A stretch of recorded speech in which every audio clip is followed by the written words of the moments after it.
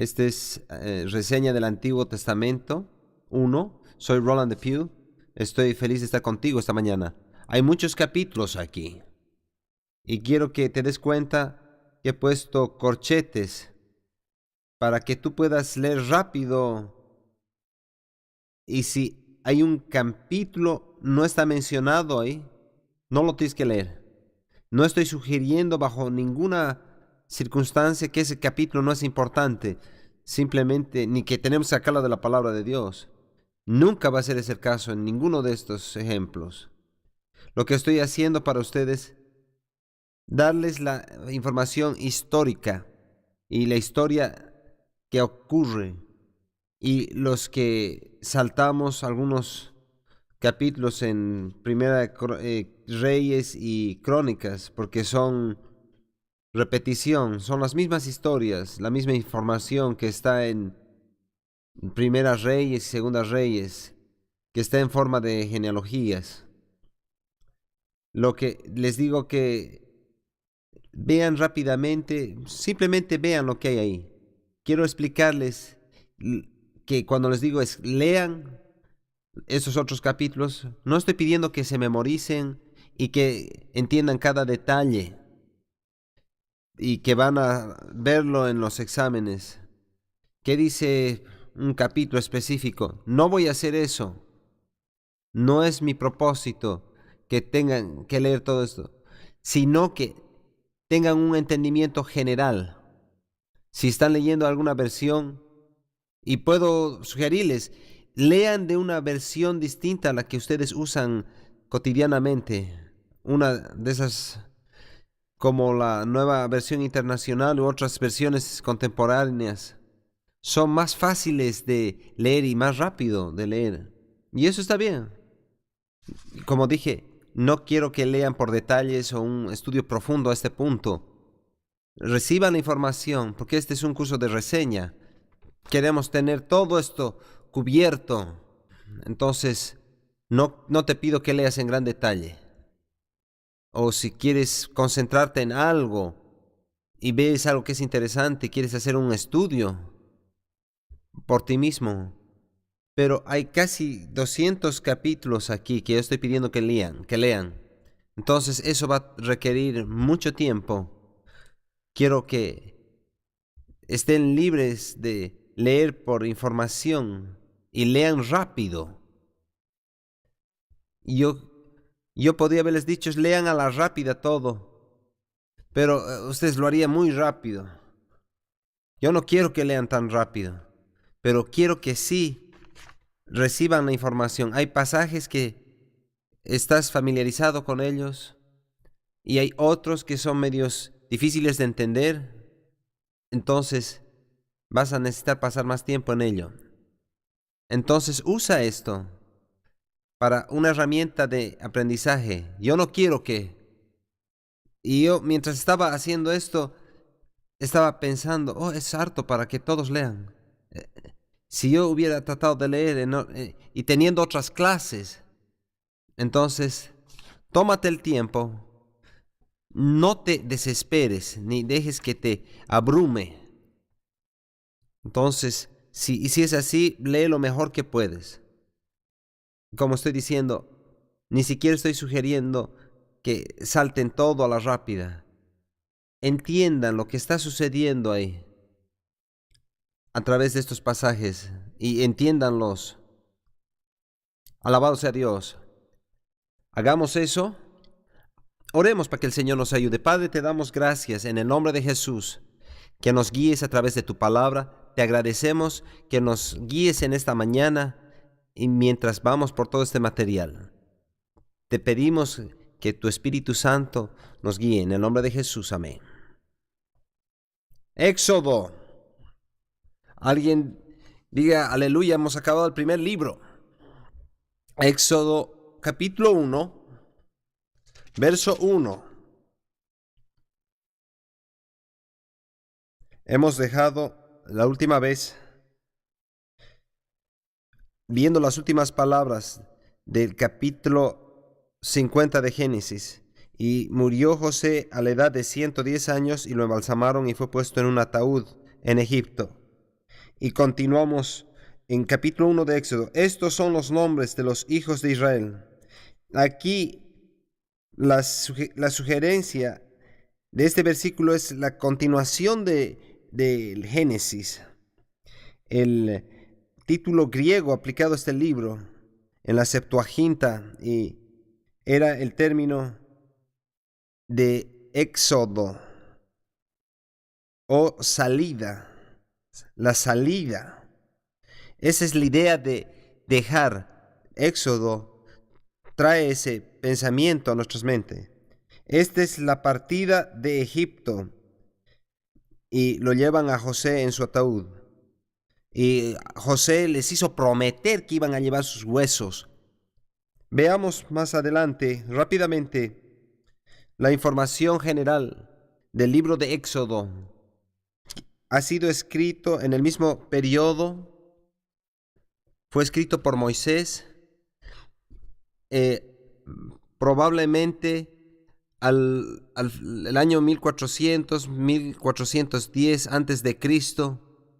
Así todos estos libros fueron escritos, aunque el libro mismo cubre un poco más de 200 años de historia. Cubre más historia de lo que pensamos que es la historia de Moisés. Y pensamos que es la historia de Moisés. Y en muchos casos es la biografía de Moisés, porque finalmente llegamos a la historia de Moisés mismo y las cosas que él está tratando, aunque cubre toda la vida, pero cubre específicamente sus últimos 40 años de vida.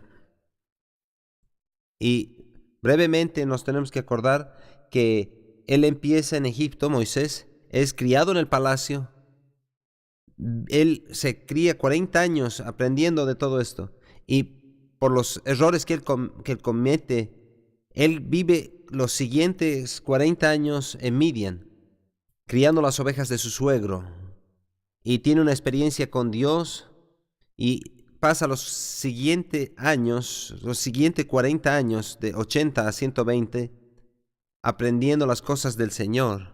Moody lo dijo así: Moisés pasó 40 años pensando que era alguien, 40 años aprendiendo que era un don nadie, y 40 años descubriendo lo que Dios puede hacer con un don nadie. Me gusta eso, ese resumen. Así como Moody dice acerca de su vida, 40 años descubriendo lo que Dios puede hacer. Yo quisiera tener esos 40 años, mientras sea posible. Hay dos temas básicos en Éxodo. El primero es redención. Ellos son redimidos, comprados, sacados de Egipto, quitados de la esclavitud. Ese es el cuadro de la redención, que es la Pascua, que Dios los libera de Egipto y la celebración de Pascua. Vamos a llegar a ese cuadro de la Pascua, cómo Dios los libera y los saca. Entonces, el tema principal es redención. El segundo tema es la idea de liberación. No solo la idea de haber sido comprados de la esclavitud, sino la liberación. Cuando los vemos cruzando el Mar Rojo, hay una gran liberación. Se corta con la vida pasada y los pecados que representa Egipto. Usamos esto como tipos de las cosas que están proyectando. El cruce del Mar Rojo es el cuadro y el tipo de la salvación, de la esclavitud del pecado a la libertad en Cristo Jesús. Entonces, vemos que el Mar Rojo es la liberación y son liberados. Y vemos todas estas cosas en el Antiguo Testamento y todos estos tipos que se ven en el Nuevo Testamento con nuestra relación con Cristo. Muchas de estas temas y detalles en capítulos 12, 13 y 14 es acerca de la Pascua, de toda la liberación. Entonces, esos capítulos 12, 13 y 14 son los capítulos clave y que explican cuál es el propósito de este libro. Quiero que veamos un poco de los pasajes. Éxodo 6, verso 6. Por tanto dirás a los hijos de Israel: yo soy Jehová, y yo os sacaré de debajo de las tareas pesadas de Egipto, y los libraré de su servidumbre, y os redimiré con brazo extendido y con juicios grandes. Esta palabra redimir aparece en el libro de Éxodo 9 veces. Tú puedes ver eso, no voy a ir en cada detalle, cada una, puedes ver en la concordancia. Aparece 9 veces y es el término clave. Vamos al capítulo 13, verso 13, y veamos cómo es usada en esa situación. Aquí está describiendo la Pascua y las cosas que tenían que hacer. En el 13:13 dice: mas todo primogénito de asno redimirás con un cordero, y si no los redimieres, quebrarás su cerviz. También redimirás al primogénito de tus hijos. La Pascua era ese cuadro de la redención. El cordero era sacrificado para que sus vidas sean redimidas. ¿Sabes qué hicieron en la Pascua?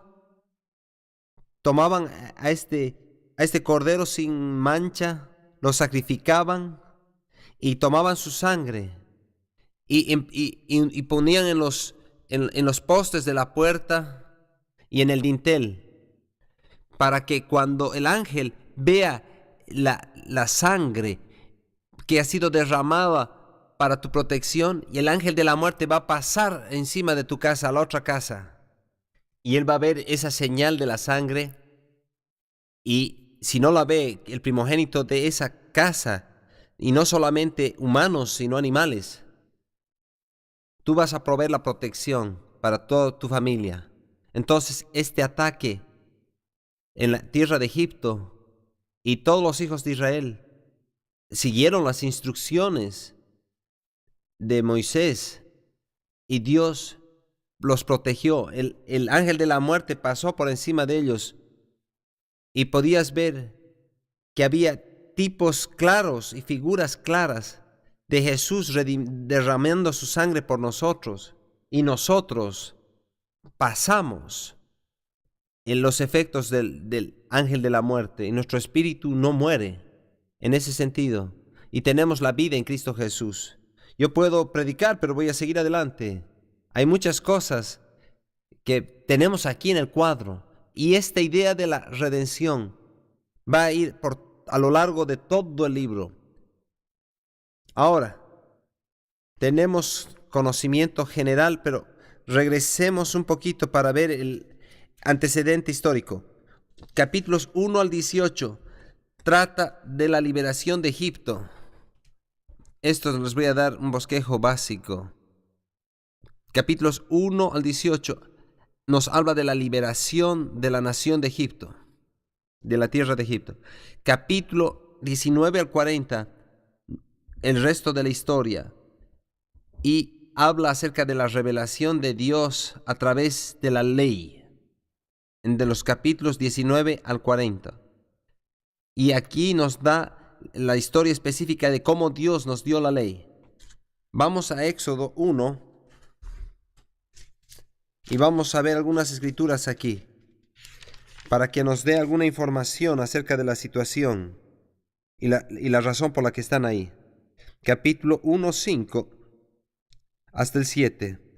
Todas las personas que le nacieron a Jacob fueron 70, y José estaba en Egipto. Y murió José y todos sus hermanos y toda aquella generación. Y los hijos de Israel fructificaron y se multiplicaron y fueron aumentados y fortalecidos en extremo, y se llenó de ellos la tierra. ¿Qué les prometió Dios a ellos? Yo te voy a multiplicar tu semilla para que se convierta en nación. Eso le prometió a Abraham. Voy a bendecir a tu familia en todas estas cosas. Entonces una parte del pacto era que no estaban en la tierra. Entonces, ¿se acuerdan que dijimos que esa tierra iba a ser de ellos? Pero ellos estaban creciendo. Entraron 70 almas a Egipto. Y cuando pasaron los años, capítulo 12, verso 37 dice, cuando dejaron la tierra de Egipto, habían como 600,000 hombres de a pie, sin contar los niños ni las mujeres. Entonces las estimaciones son de 2 millones hasta 6 millones, dependiendo de cuán grandes son las familias. Pero la mayoría de las estimaciones son de 2 a 3 millones de personas, de judíos saliendo de Egipto. Entonces, vamos de 70 personas hasta 2 a 3 millones. Vamos al verso 8. Entretanto se levantó sobre Egipto un nuevo rey que no conocía a José, y son palabras malas si vives en un país extranjero. Y esa es la situación. Aquí José estaba en poder, que ahora nosotros entendemos, ha venido un rey extranjero, y las pirámides ya se habían construido cientos de años antes de que los hijos de Israel lleguen a Egipto. Ya las pirámides estaban construidas. A veces tenemos esta imagen por ver la película Los 10 Mandamientos, y vemos a los israelitas construyendo las pirámides. Eso, corrígelo en tu mente. Y los egipcios tenían una gran civilización, y de repente vino una invasión de los hicsos que invadieron del norte. Hyksos. Esto va a entrar en el examen. Entonces estos ejércitos de los hicsos entraron, invadieron con una nueva arma, carros y caballos. Era como una bomba inteligente, y la pensamos así, de esa manera. Ellos invadieron con un nuevo estilo de guerra, y probablemente en este tiempo había una fuerza, una armada exterior. Cuando José llegó al poder, porque era un extranjero, dijeron, eso está bien. Entonces vino otro extranjero y se convirtió en el principal del reino. ¿Y quién puso a José? Era Dios. Y Dios pone todas estas cosas. Cuando llegamos a esta declaración, que vino un faraón que no conocía a José, ellos ya estaban en control de su propia tierra, y ahora, una vez más, la familia de José ya no está ahí, pero la familia de José se convierte en extranjeros. Y aunque vivieron por generaciones, varios centenares de años, son considerados extranjeros. Y dice aquí, no conocía a José. Entonces, lo que sucede en los versos que pasa, los ponen a trabajar en trabajos forzados de esclavitud. Y los ponen a trabajar porque son extranjeros. Y no están construyendo pirámides, están construyendo ciudades de atesoramiento como Ramses, Pifón, donde Faraón está mostrando todos sus tesoros y su grandeza. Y ellos eran tremendos constructores. Entonces es difícil de poner fecha exactamente, porque los egipcios no hicieron un gran monumento cuando Dios destruyó Egipto. Cuando ganas una batalla, tú haces un gran monumento, pero cuando leemos lo que ha pasado en Egipto, los egipcios dijeron, no queremos acordarnos de ello, estamos felices de que se hayan ido. No hay evidencia externa ni monumentos que nos dice las fechas que sucedieron exactamente estos. Estamos un poco en la oscuridad en eso. Ahora los israelitas estaban tan ocupados en llegar a Canaán que no construyeron monumentos. Y Dios les dijo que hagan varias cosas. Entonces, es en estas circunstancias que vemos la historia de Moisés, que es levantado de los carrizales, porque su vida estaba amenazada y lo ponen en el río en una canasta. Conocemos la historia. Yo estoy confiando que ustedes están haciendo sus lecturas. Y su madre, para salvar su vida, se lo da a la hija de Faraón. Y él es criado en el palacio. Moisés es criado con la mejor educación que hay. Puedes imaginar la formación en arquitectura, en ingeniería y en todas estas áreas, en el liderazgo que ponen en la vida de Moisés por la mejor civilización de esa parte del mundo. Ellos eran líderes, estaban liderizando al mundo y le estaban enseñando a Moisés a hacer todas estas cosas. Y Moisés es criado en eso. Veamos el capítulo 2, verso 11. En aquellos días sucedió que, crecido ya Moisés, salió a sus hermanos y los vio en sus duras tareas. Y observó a un egipcio que golpeaba a uno de los hebreos, sus hermanos. Entonces miró a todas partes y viendo que no parecía nadie, mató al egipcio y lo escondió en la arena. Al día siguiente salió y vio a 2 hebreos que reñían. Entonces dijo al que maltrataba al otro: ¿por qué golpeas a tu prójimo? Entonces está diciendo: no peleen entre ustedes. Estamos tratando de ayudarlos. Él está tratando de ayudarlos. En el verso 14 dice: y uno de ellos respondió, y él respondió: ¿quién te ha puesto a ti por príncipe y juez sobre nosotros? ¿Piensas matarme como mataste al egipcio? Oh, miró a uno y otro lado y no vio a nadie. Alguien vio, ¿ah? Entonces sabían qué había pasado. Entonces Moisés tuvo miedo y dijo: ciertamente esto ha sido descubierto. Oyendo Faraón acerca de este hecho, procuró matar a Moisés, pero Moisés huyó de delante de Faraón y habitó en la tierra de Madián. Y estando sentado junto al pozo, conocemos esa historia ahí. Moisés trató de liberar a su gente, trató de liberarlos en sus propias fuerzas. Y ese hebreo le dijo: ¿quién te ha puesto aquí por juez? ¿Por qué piensas que tú tienes control sobre nosotros? Ellos no lo conocían. Entonces, lo que Moisés estaba haciendo eran sus propias fuerzas. Y acaba en Madián, se enamora con la hija de Jetro y pasa 40 años ayudando a criar las ovejas de su suegro. Y acortando la historia, esto nos lleva al hecho. Un día que él estaba trabajando, ve una zarza en fuegos y no se consumía. Entonces, las cosas que él experimenta ahí.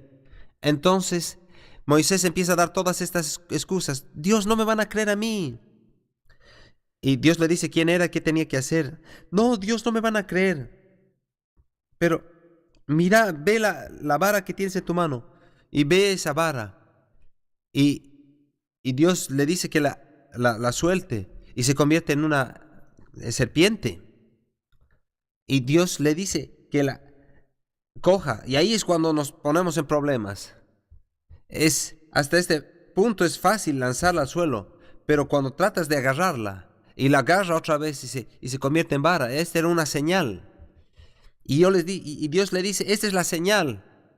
Entonces ahí están todas las cosas. Y luego el Señor le dice: pon tu mano en tu regazo, y la saca llena de lepra. Y mira. Y el Señor le dice: vuelve a meter en tu regazo. Seguro, dice. Y sale totalmente sana. Entonces puedes mostrar estas señales, que yo estoy contigo. Yo voy a convertir el agua en sangre. Si tú simplemente te preparas. Y Moisés dice: no, yo soy lento en hablar. Y yo no sé. Hay muchas traducciones, ¿cómo lo han visto esto? Él ya tenía 40 años sin hablar el idioma de los egipcios. Y no está hablando ese mismo idioma con los midianitas. Entonces quizás él está diciendo, yo no sé ya más el idioma. Yo soy lento en hablar. Y Dios le dice, yo te voy a ayudar. Yo te voy a hacer atravesar todo eso. Y Dios le da respuesta a todas sus preguntas. Y le dice, Señor, no hay otro que puedas enviar. Entonces Dios le dice, te va a ayudar Aarón, tu hermano. Él puede hablar por ti. Entonces, ¿cuántas excusas le damos a Dios para no servirlo? Entonces Moisés sigue esta misma dinámica. Entonces les digo que leas la historia, te familiarices. Y luego él viene a Egipto. Moisés llega a Faraón y le dice, Faraón, si tú tienes tiempo para quejarte así, les vamos a dar más trabajo. Y les da más trabajo. Oh, la gente se queja y dice, bien Moisés, te agradecemos que hayas venido. Y él dice, Señor, ¿por qué me mandas a hacer esto? Está peor de lo que estaba antes. Entonces Dios le dice, anda otra vez a Faraón. Entonces las 10 plagas que confronta Moisés a Faraón. Veamos a Éxodo 6, verso 5. Estábamos ahí hace un momento atrás.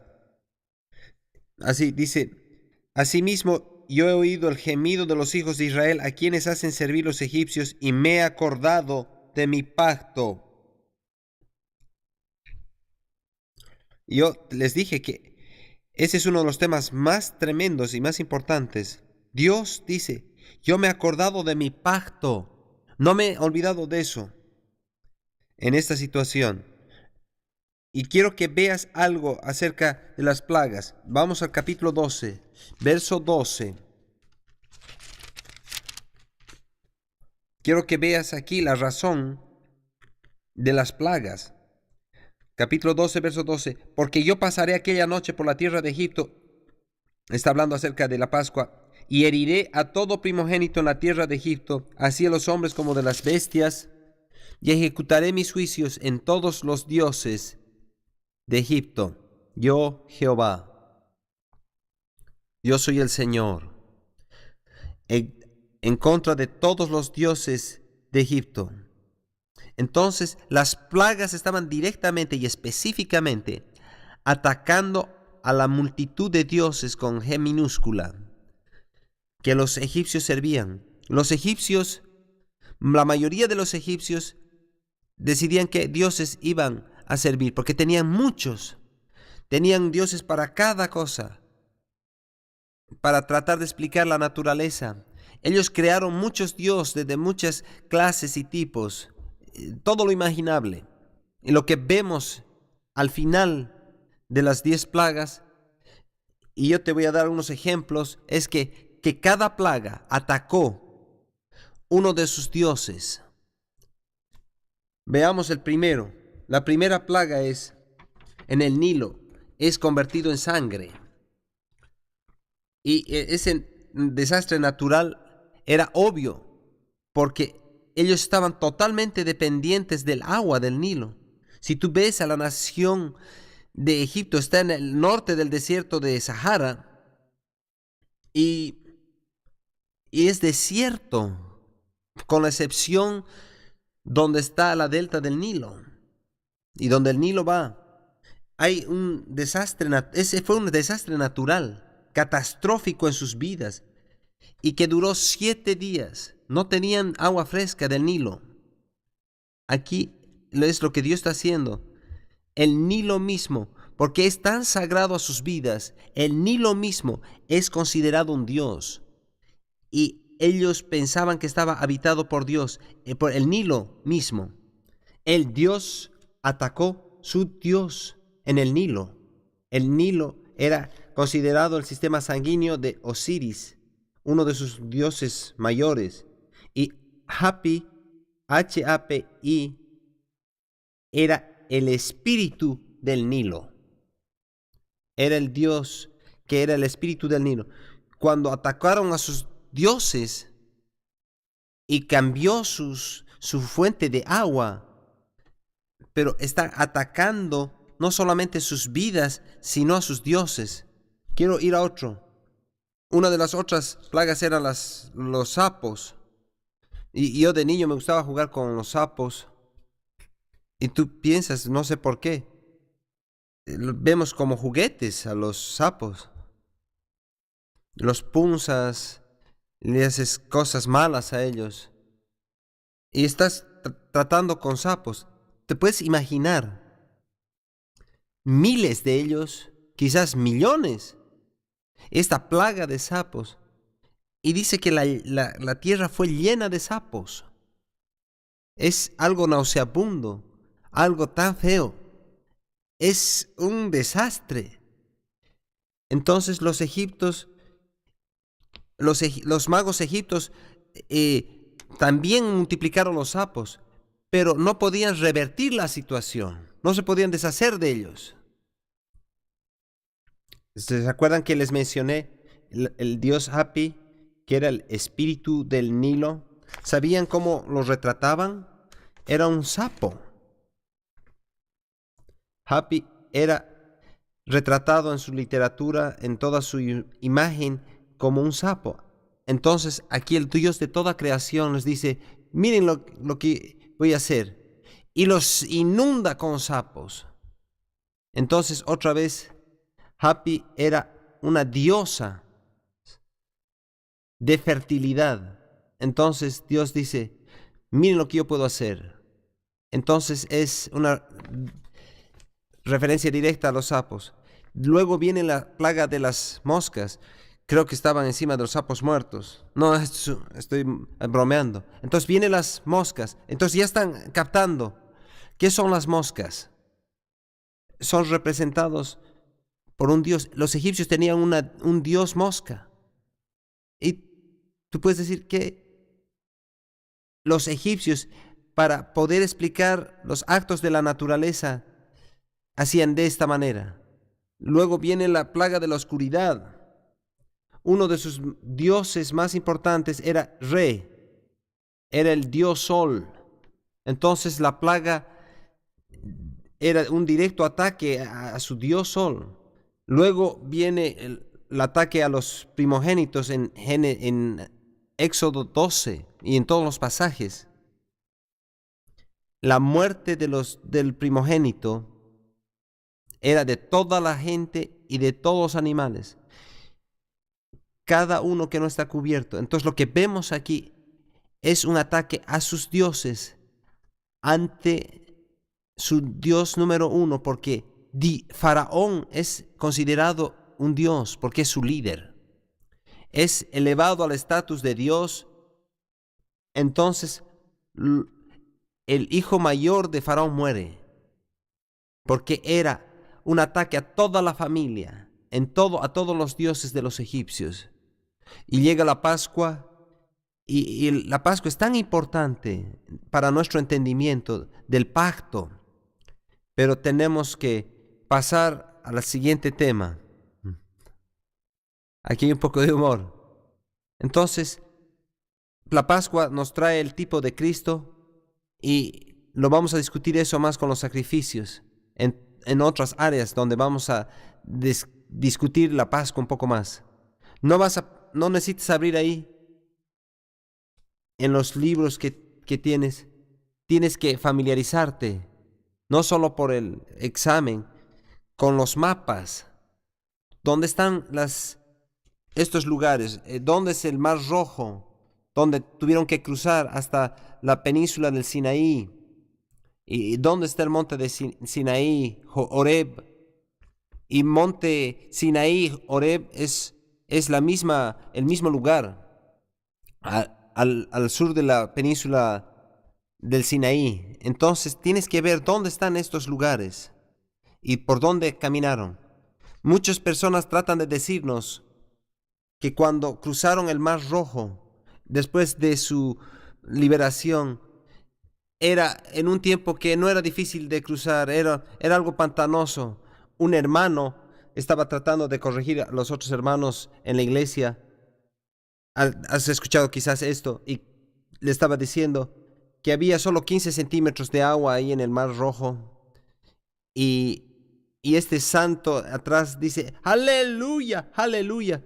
¿Qué? Estaba explicando lo que pensaba que era un milagro. Los egipcios se ahogaron en 15 centímetros de agua. Ellos tratan de explicar todas estas cosas, pero la escritura es muy clara aquí, que ellos caminaron, cruzaron el Mar Rojo y fueron liberados de la esclavitud y van hacia Midian, donde Jetro tenía sus ovejas, y regresan a esta región y varias cosas suceden. Vemos Sinaí y la situación que sucedió ahí. Veamos cómo Dios convierte las aguas amargas en dulces en el capítulo 15. 26 dice, si tú me sirves, yo no voy a poner ninguna de las enfermedades que envié a los egipcios, te enviaré a ti. Yo te voy a proteger y te voy a mantener sano. Y les da el maná. Y empieza a caer el capítulo 16. En el capítulo 17 sale el agua de la roca y van a la batalla. La primera batalla con el grupo llamado los amalecitas. Quiero detenerme aquí. ¿Quién es Amalec? ¿Quiénes los amalecitas? ¿De dónde vino Amalec? No vamos a abrir la Biblia allí, pero si vas a Génesis 36, verso 12 y lees que Amalec era el nieto de Esaú. ¿Se acuerdan la historia de Jacob y Esaú? Había problemas. Amalec es el nieto de Esaú. Entonces ellos son descendientes de ese lado de la familia. ¿Sabes que cuando dos hermanos empiezan a pelear, eso nunca acaba? Entonces regresamos a esa misma situación aquí, que Dios los bendice. Otra cosa que es importante es la historia que Dios dice a Moisés, para que ellos peleen, tienen que tener una razón para pelear. Y hay que inspirarlos para que peleen. Eran esclavos, no eran guerreros. Y aquí hay un pasaje donde dice, Dios no los guió directamente. Si tú ves en el mapa, desde Egipto, si ellos podían haber ido directo hasta Canaán, cerca de la costa, pero Dios los guió hacia abajo en la península de Sinaí. Y Dios dice que no los guió por el camino del mar, para que no lleguen allá y tengan que pelear y se desmayen y se regresen. Entonces los lleva y les enseña a pelear y les da la ley para que vayan por el otro lado. Y cuando pelean con Amalec, nunca habían peleado antes. Y Dios le dice, Moisés, toma tu vara y vaya y anda a la montaña y mantén tu vara para que ellos vean. Mientras ellos vean la vara elevada, van a pelear. Y en sus mentes, ¿qué es esto? Ellos se preguntan, ¿por qué tiene que hacer esto? Y cuando él agarra la vara, y era como el estandarte de la nación, la bandera de la nación. Y les dice, al final de eso, le ponen el nombre Jehová Nisi, Jehová nuestro estandarte. Él levanta el estandarte. Es como si nosotros viéramos la bandera. Cuando el enemigo conquista y captura el fuerte, ¿qué hace? Saca la antigua bandera y pone la bandera de ellos. Y cuando ganamos, ponemos nuestra bandera. Y mientras la vara de Dios esté arriba, sabemos que estamos triunfando. Los brazos de Moisés se cansaron y ellos ya no podían ver. Entonces, estamos perdiendo. Se está rindiendo Moisés. Entonces Aarón y Hur, sus hermanos, ambos sostuvieron sus brazos. Entonces, de ahí tenemos el término Jehová Nisi, Jehová nuestro estandarte. Es el que levanta nuestro estandarte. hay alto en nuestras vidas, para que las personas los vean y nosotros lo veamos. Es otro sermón, ¿no es así? Ustedes entienden. Entonces tenemos que saber estas cosas que está levantando este estandarte. Les he mencionado que los capítulos 19 al 40 es la revelación de la ley. En el capítulo 20 tenemos los 10 mandamientos y lo que sigue hay un grupo de leyes básicas e instrucciones acerca del tabernáculo. Vamos al capítulo 40, el último capítulo del libro de Éxodo 40:34. Construyen el tabernáculo y les da toda la ley. Estamos saltando un montón de información e historias. Verso 34. Entonces una nube cubrió el tabernáculo de reunión, y la gloria de Jehová llenó el tabernáculo. Y no podía Moisés entrar en el tabernáculo de reunión, porque la nube estaba sobre él, y la gloria de Jehová lo llenaba. Y cuando la nube se alzaba del tabernáculo, los hijos de Israel se movían en todas sus jornadas. Pero si la nube no se alzaba, no se movían hasta el día en que ella se alzaba. Porque la nube de Jehová estaba de día sobre el tabernáculo, y el fuego estaba de noche sobre él, a la vista de toda la casa de Israel en todas sus jornadas. Llamó Jehová a Moisés y habló con él desde el tabernáculo de reunión diciendo, ¿saben dónde me he ido?